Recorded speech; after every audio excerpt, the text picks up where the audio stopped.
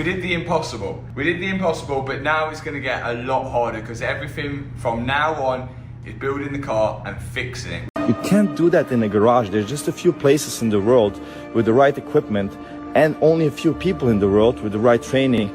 Two Bugattis, one workshop, and Bugatti just realized they made the biggest mistake of their lives. This was not an accident. Someone deliberately sent Mat Armstrong a second broken Bugatti. And we know who. Two Bugattis, one workshop, one man, and a manufacturer that thought they had seen the last of it. They were wrong. They were massively wrong. Because somehow, against every odd, against every corporate roadblock, against every expectation that the first Bugatti battle had set, a second broken Bugatti has ended up exactly where Bugatti least wanted it to be, in Mat Armstrong's hands. And the story of how it got there is so shocking, so unexpected, so perfectly constructed by the kind of coincidence that feels too precise to actually be coincidence, that when you hear the full story today, you're going to sit back and wonder whether the universe itself has decided that Mat Armstrong and Bugatti are not finished with each other yet. Think about what that means for a second. The first Bugatti nearly broke everything. The locked VIN, the refused parts, the CEO statement, the months of sourcing challenges and technical obstacles and public controversy that surrounded every single step of the Chiron rebuild. That was one car, one project, one battle that consumed more energy, more resources, and more public attention than most automotive YouTube channels generate in their entire existence. And now there is a second one. A second broken Bugatti sitting in the same workshop, where the first one was brought back from the dead. And the question that every single person who follows Mat Armstrong is now asking is the same question that must be running to the minds of everyone at Bugatti headquarters right now. How? How did this happen again? How did the one man they least wanted touching their cars end up with not one, but two of them? And the answer to that question is the most extraordinary automotive story of the year.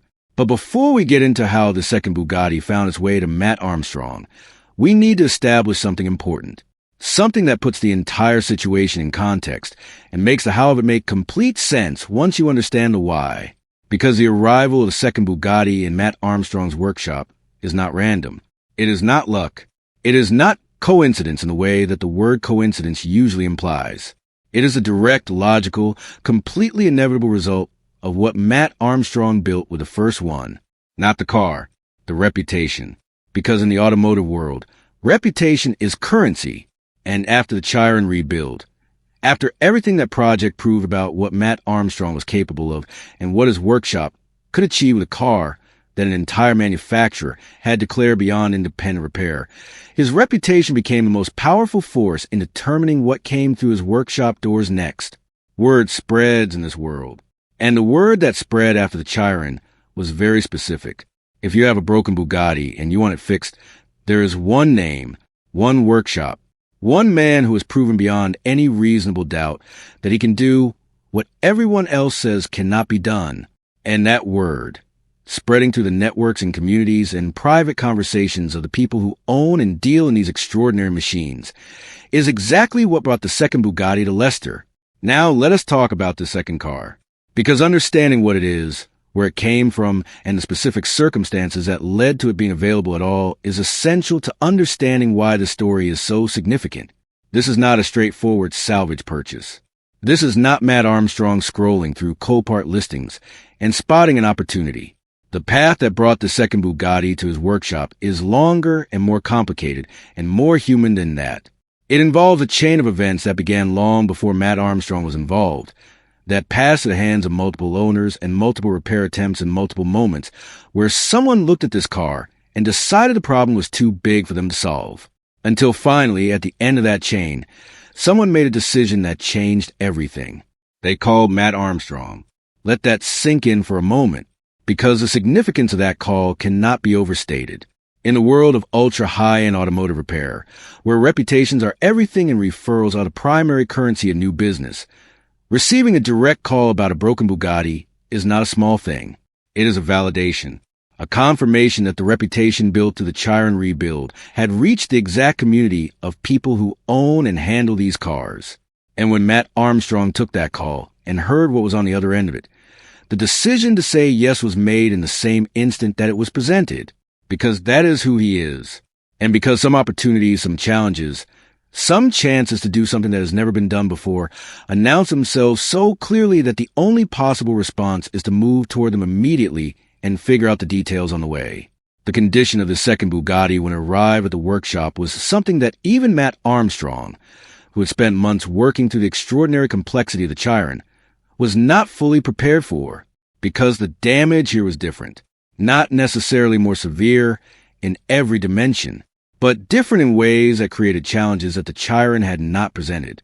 Where the Chiron's damage was primarily the result of a single catastrophic event, a moment of impact that created a defined set of problems with a defined beginning and end, the second car's condition was a result of something more insidious. A combination of impact damage and subsequent mishandling. Damage that had been partially addressed by people who did not fully understand what they were dealing with, creating a situation where some problems have been made worse by attempted solutions, and other problems have been hidden beneath repairs that looked adequate on the surface, but were anything but adequate underneath. This is the automotive equivalent of a patient who has been treated by the wrong doctor. The original injury is still there, but now it is surrounded by the complications of incorrect treatment. And separating what was there originally from what was created by subsequent intervention requires a level of diagnostic patience and precision that tests even the most experienced hands in the business. But here is what nobody knew when this car first arrived. Here is the detail that changed everything about how Mat Armstrong approached this project from the very first day of assessment. Hidden beneath the visible damage, beneath the layers of incorrect repair and mishandled intervention, this second Bugatti was carrying a secret about its history that the paperwork did not fully reveal. A secret that emerged gradually as the assessment deepened and the layers came back and the true story of this car began to surface. And when that secret finally became clear, when the full picture of what this car actually was and where it had actually been and what it had actually experienced came into focus, the workshop went quiet in a way that workshops rarely go quiet. Because this was not just a broken Bugatti. This was a broken Bugatti with a story. And stories, in Mat Armstrong's world, are everything. The technical challenges of this second build presented themselves in a sequence that felt almost deliberately designed to test every lesson the Chiron had taught. As if the automotive universe had looked at everything Mat Armstrong learned from the first Bugatti and decided to construct a second examination using exactly that knowledge as the baseline. The electronics were first. Because Bugatti's electronic architecture, already extraordinary in its complexity, had in this car been subjected to the kind of diagnostic interference that leaves traces in every system it touches. Fault codes that should not exist. Calibrations that had been reset incorrectly. Control modules that had been replaced with units that were not properly matched to this specific car's configuration. Unpicking that electronic story, understanding what was original damage and what was introduced by subsequent intervention, required hours of diagnostic work that most workshops would not even attempt. Mat Armstrong attempted it. And what he found in those fault codes, in those mismatched calibrations and incorrectly replaced modules, was the beginning of the hidden story that this car had been carrying since long before it arrived in Leicester. Now, let us talk about the sourcing situation on this build. Because parts for a second Bugatti project, following directly on from the first, presented a landscape that was both more familiar and more challenging than the Chiron had been. More familiar because the contacts established during the Chiron rebuild, the networks identified, the suppliers located, the channels opened through months of determined searching, all of that remained available. Mat Armstrong did not have to start from zero this time. He had a map, an imperfect, incomplete, constantly shifting map, but a map nonetheless. And that map gave him a starting point that the Chiron project had not had. But more challenging because the specific components this second car required were in some cases rarer than anything the Chiron had needed. Because the configuration of this particular car, the specific options and specifications that made it what it was, meant that generic Bugatti parts were not always appropriate. This car needed its specific parts. And finding those specific parts, in the condition required, at a price that made sense within the economics of the project, was a challenge that consumed weeks of searching and negotiation and creative thinking before meaningful progress could be made. And then came the moment that nobody in the workshop was prepared for. The moment that stopped everything. The moment that Mat Armstrong himself described as the single most unexpected discovery of his entire rebuilding career, including everything the Chiron had thrown at him. Because during the structural assessment of this second car, during the careful, methodical process of understanding what the impact had done to the car's fundamental architecture, the team found evidence of something that should not have been possible. Something that the car's history as presented did not account for. Something that pointed to an event, a specific moment in this car's past that had never been disclosed.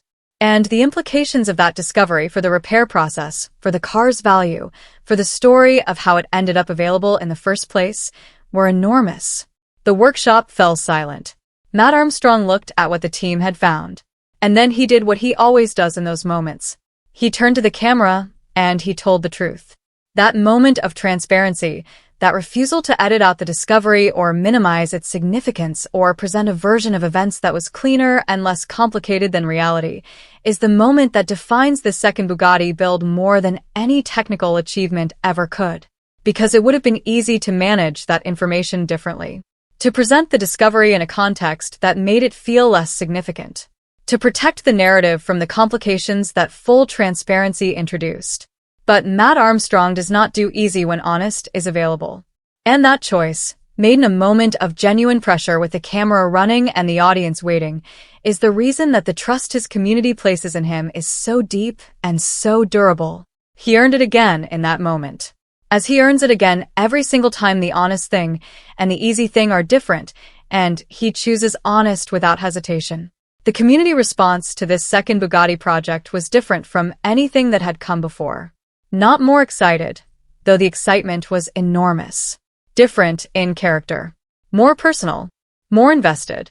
Because the audience that followed Mat Armstrong through the Chiron build had been changed by that experience. They had learned things. About Bugatti. About independent repair. About the right to repair movement. About what one person with skill and determination could achieve against institutional opposition. And they brought all of that learning to this second project. The comments were more knowledgeable. The questions were more specific. The engagement was deeper and more sustained than the usual spike and decline pattern of viral automotive content.